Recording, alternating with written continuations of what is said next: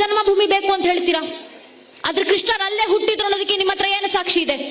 ಕೃಷ್ಣರ ಅಸ್ತಿತ್ವಕ್ಕೂ ಪ್ರಶ್ನೆ ಬಂದಾಗ ನಮ್ಮ ಮನೆಯ ಮಕ್ಕಳಲ್ಲಿ ಎಷ್ಟರ ಮಟ್ಟಿಗೆ ಕೃಷ್ಣರ ಭಕ್ತಿಯೂ ಹರಿದಿರಬೇಕು ಅಂದ್ರೆ ಮನೆಯ ಒಂದೊಂದು ಮಗು ಆಗ್ಲೂ ಎದೆ ತಟ್ಕೊಂಡು ಹೇಳ್ಕೊಳ್ಬೇಕು, ಇಡೀ ರಾಮರ ವಂಶವೃಕ್ಷದ ಕುಲದ ಸಾಕ್ಷಿ ಮಾತ್ರ ಅಲ್ಲ ನನ್ನ ನೆಚ್ಚಿನ ಬಂಧುಗಳೇ, ಶ್ರೀಕೃಷ್ಣ ಪರಮಾತ್ಮನ ವಂಶವೃಕ್ಷದ ಸಾಕ್ಷಿಯನ್ನು ಕೂಡ ನಾನು ಕೊಡಬಲ್ಲೆ ಅಂತ ನಮ್ಮ ಮಕ್ಕಳ ಬಾಯಿಂದ ಬರಬೇಕು. ಶ್ರೀಕೃಷ್ಣ ಪರಮಾತ್ಮನ ಕೃಪೆಯಿಂದ ನಮ್ಮ ಮಕ್ಕಳು ಹೇಳಬೇಕು ಕೃಷ್ಣರ ಆಶೀರ್ವಾದದಿಂದ.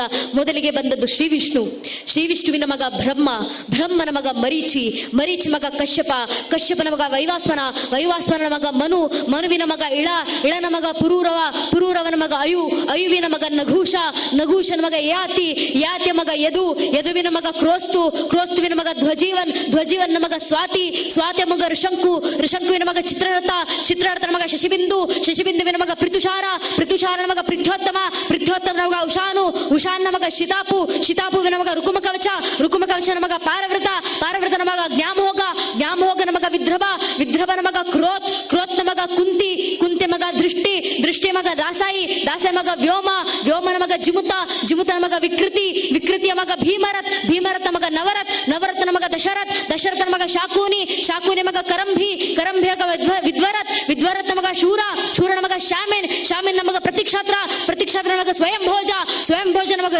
ಋದಿಕ್ನ ಮಗ ದೇವಗರ್ಭನ ಮಗ ವಾಸುದೇವನ ಮಗನೇ ಚಂದ್ರಾಂಶ ಚಕ್ರವರ್ತಿ ದೇವಕೀನಂದನ ಶ್ರೀಕೃಷ್ಣ ಪರಮಾತ್ಮ ಅಂತ ಹೇಳುವ ಮಟ್ಟಕ್ಕೆ ಕೃಷ್ಣರ ಭಕ್ತಿಯೂ ನಮ್ಮ ಮಕ್ಕಳ ಮನಸ್ಸಿನಲ್ಲಿ ಹರಿದ್ರೆ ಸಾಕು ನನ್ನ ನೆಚ್ಚಿನ ಬಂಧುಗಳೇ. ಇಷ್ಟು ಜಾಗೃತಿ ತರುವಂತ ಕೆಲಸವನ್ನು ನಾವೆಲ್ಲರೂ ಮಾಡೋಣ. ತಾಯಂದಿರ ಸಂಖ್ಯೆಯನ್ನು ನೋಡಿದಾಗಲೇ ಅರ್ಥ ಆಯ್ತು. ಈ ಸಮಯದಲ್ಲೂ ತಾಯಂದ್ರು ಬರೋದಷ್ಟೇ ಅಲ್ಲದೆ ಮನೆಯ ಮಕ್ಕಳನ್ನು ಕರ್ಕೊಬಂದು ಕುಟುಂಬ ಸಮೇತರಾಗಿ ಧಾರ್ಮಿಕ ಸಭೆಯಲ್ಲಿ ಕೂತು ಮುಂದೆ ಹಿರಿಯರು ಹಾಡ್ಲಿಕ್ಕಿರುವಂತ ಮಾತನ್ನ ಕೇಳಿಸಿಕೊಳ್ಳಿಕ್ಕೆ ಇಷ್ಟು ಸಂಖ್ಯೆಯಲ್ಲಿ ತಾಯಂದ್ರೆ ಸ್ವತಃ ಬಂದು ಮನೆ ಇಡೀ ಕುಟುಂಬದವರನ್ನ ಕರ್ಕೊಬಂದು ಧಾರ್ಮಿಕ ಸಭೆಯಲ್ಲಿ ಕೂರಿಸಿದ್ದೀರಾ ಅಂದ್ರೆ ನಿಜವಾಗ್ಲೂ ನಿಮ್ಮ ಊರಿನಲ್ಲಿ ಧರ್ಮ ಜಾಗೃತಿ ಆಗ್ತಿದೆ. ಆ ತಾಯಂದ್ರಿಗೆ ಶತ ನಮನಗಳು. ನಿಮ್ಮ ಊರಿನಲ್ಲಿರುವಂತ ತಾಯಂದ್ರಲ್ಲಿರುವಂತ ಈ ಧರ್ಮ ಜಾಗೃತಿ ದೇಶದ ಮೂಲೆಯಲ್ಲಿರುವಂತ ತಾಯಂದ್ರಿಗೆ ಬಂದ್ರೆ ಸಾಕು, ಧರ್ಮ ರಕ್ಷಣೆ ಆಗುತ್ತೆ. ಈ ಕೆಲಸದಲ್ಲಿ ಮುಂದಿನ ಕಾರ್ಯ ಕೃಷ್ಣರದು. ಒಂದು ಪ್ರಶ್ನೆ